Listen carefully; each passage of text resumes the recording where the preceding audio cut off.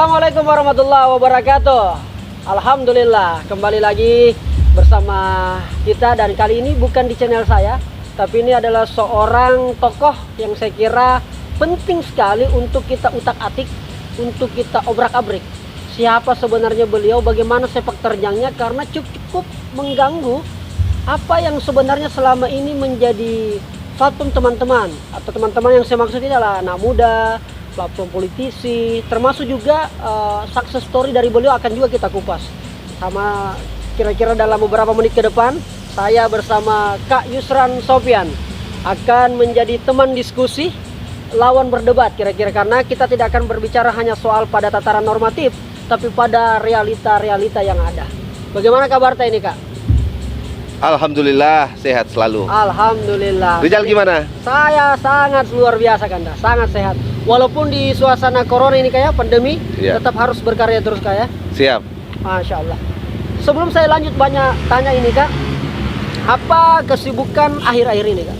Ya, jadi setelah saya tinggalkan karir di DPRD Provinsi Sulawesi Selatan, karena situasi politik pada saat itu tidak memungkinkan dan tidak membawa atau mengantarkan saya ke legislatif kembali. Saya kembali ke dunia usaha. Saya merestrukturisasi kembali plan-plan saya, bahwa situasi ini tidak bisa lama berkelanjutan.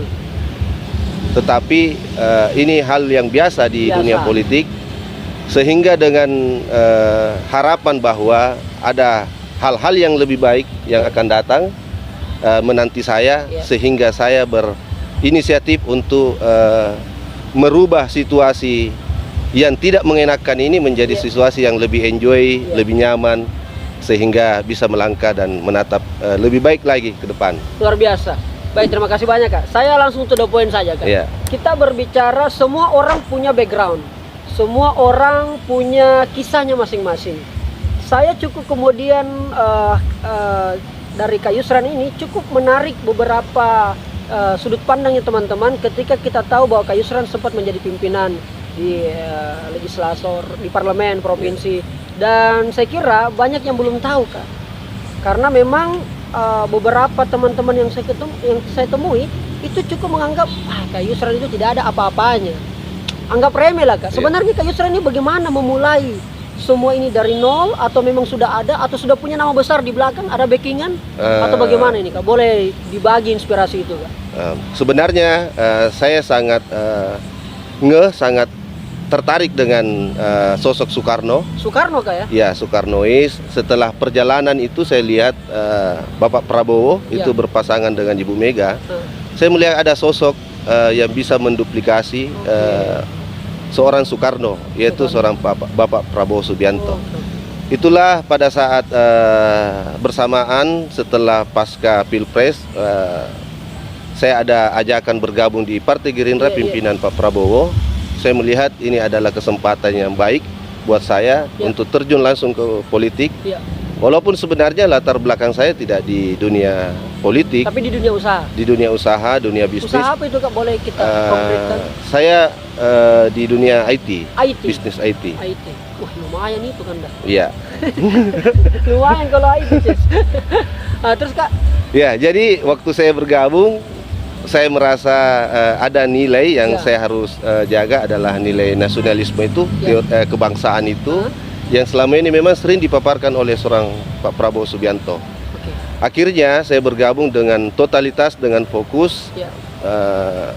Saat itu saya dipercaya menjabat sebagai sekretaris Gerindra. Kemudian pasca menjelang Pileg 2014, ada insiden, ada perpindahan kekuasaan atau pergeseran kekuasaan di pucuk pimpinan partai di Sulawesi Selatan. Akhirnya saya bergeser ke wakil sekretaris, dan kebetulan sekali menjelang kontestasi, karena totalitas keyakinan dan paham-paham kebangsaan itu yang telah lama saya ikuti semenjak teman-teman saya atau keluarga saya yang senang dengan sosok Soekarno itu menjalar dengan ideologi-ideologi saya atau idealisme saya selama terjun di dunia politik. Sehingga saya dengan idealisme itu bertarung dan merasa cocok, merasa nyaman, dan akhirnya terpilih di legislatif. Nah, waktu pemilihan yang 2014 kemarin itu tidak bersamaan dengan Pilpres. Ya, tidak bersamaan. Tidak bersamaan setelah Pileg, Pilpres masuk. Dan di Pilpres itu kita membutuhkan energi tambahan untuk bagaimana bisa mengantarkan atau minimal bisa membantu kontestasi pemilihan presiden pada saat itu. Nah, berbekal logistik apa adanya untuk kampanye, kemudian di saat yang pasca Pilpres itu, di saat kita kalah, ada momentum yang membuat saya harus terlibat karena ada pemilihan pimpinan DPR pada saat itu. Singkat cerita terpilih lah.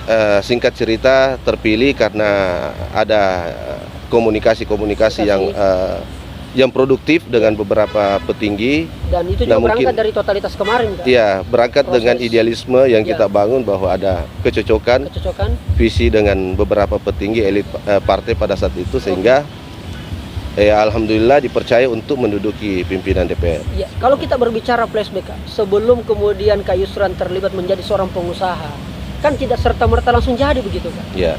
Ya, beda kalau misalnya saya anak seorang kolong merat. Saya baru lahir, sudah langsung ada tanah di sana, ada bangunan di sana. Tapi ini Kak Yusran bagaimana? Ini banyak yang belum tahu ini kan, dan saya kira ini penting untuk kita sampaikan secara sama-sama. Maksud saya adalah ya tidak ada masalah kita berasal dari keluarga yang biasa-biasa saja. Kemudian nilai-nilai itulah yang kemudian apa pengalaman yang menurut Kak Yusran waktu kecil yang cukup membuat sehingga itu sulit dilupakan. Ada momentum yang paling berharga, yaitu